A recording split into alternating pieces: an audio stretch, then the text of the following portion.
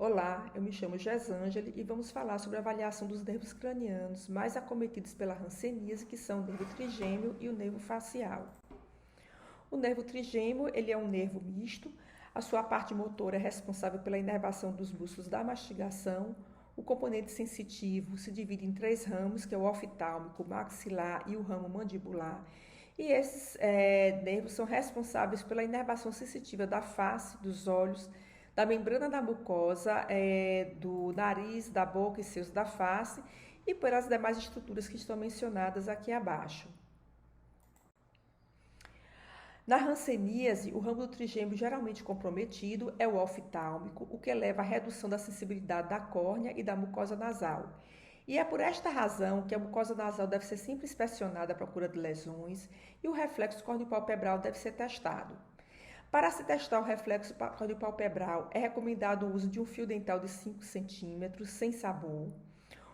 É orientado ao paciente que ele olhe na testa do examinador, de forma a se retirar o fio dental do seu campo visual e evitar um reflexo falsamente positivo. E então o examinador toca o quadrante inferior externo da córnea, como está aqui nessa gravura, para pesquisar o reflexo. A resposta a esse reflexo é o piscamento de ambos os olhos. O examinador deve observar se esse piscamento ele está presente ou ausente, e se presente, deve observar como é que está a resposta a esse piscamento, porque esses pacientes podem apresentar como alteração uma lentificação do piscamento durante a pesquisa do reflexo córneo-palpebral. Devido à perda da sensibilidade no olho, esses pacientes acabam ficando muito suscetíveis à lesão da córnea. Por quê? Porque eles deixam de perceber a presença de um corpo estranho. E é por esta razão que nós devemos também examinar a pálpebra desses pacientes e observar como é que está a implantação desses cílios, ou se há triquíase, que é uma condição na qual os cílios estão voltados para dentro e passam a roçar a conjuntiva e a pálpebra, podendo predispor a lesão e ulcerações da córnea. Deve-se observar ainda se há hiperemia conjuntival, se há úlceras de córnea ou redução da acuidade visual, que são indícios de que essa região está sendo lesionada. O nervo facial também é um nervo misto. O componente sensitivo dele é responsável por uma sensação especial, que é o paladar. O componente autonômico, ele inerva as glândulas lacrimais, salivares e nasais, e o componente motor inerva toda a musculatura da face, o músculo frontal e o músculo occipital. E é graças ao bom funcionamento desse nervo que nós podemos fechar nossos olhos, conservar os alimentos dentro da boca e expressar as nossas emoções.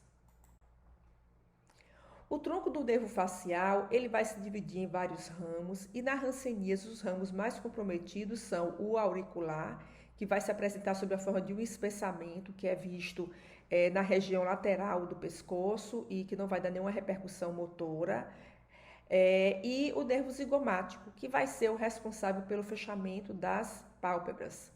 É por esta razão que este nervo vai produzir uma fraqueza de graus variados, que vai comprometer o piscamento e o fechamento dos olhos.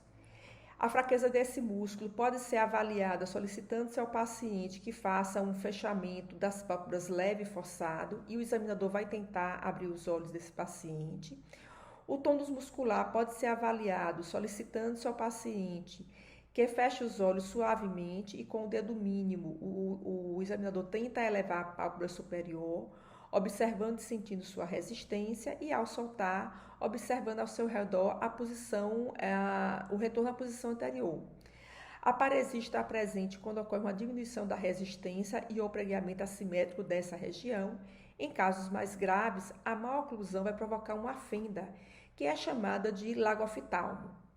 Essa lagoftalmia isolada ou em conjunto com o comprometimento autonômico vai provocar o ressecamento da córnea, deixando-a predisposta à lesão. Essa xerose corneana vai se manifestar como coceira, ardor e hiperemia conjuntival. O comprometimento autonômico vai levar ainda ao ressecamento da mucosa, deixando essa exposta à lesão.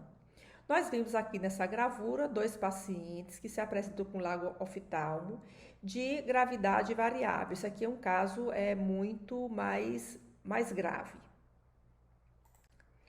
Esses pacientes devem ser orientados quanto à necessidade de realizar a autoinspeção e autoavaliação frequente.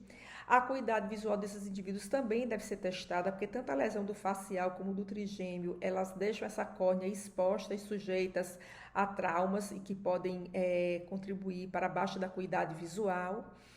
Deve ser estimulado piscamento frequentes para aqueles com lesão do nervo trigêmeo, exercício para aqueles com lesão do nervo facial, orientados em relação às medidas de proteção diurna e noturna, de formas a minimizar o trauma sobre essa córnea e o uso de colírios lubrificantes. Estas são as minhas referências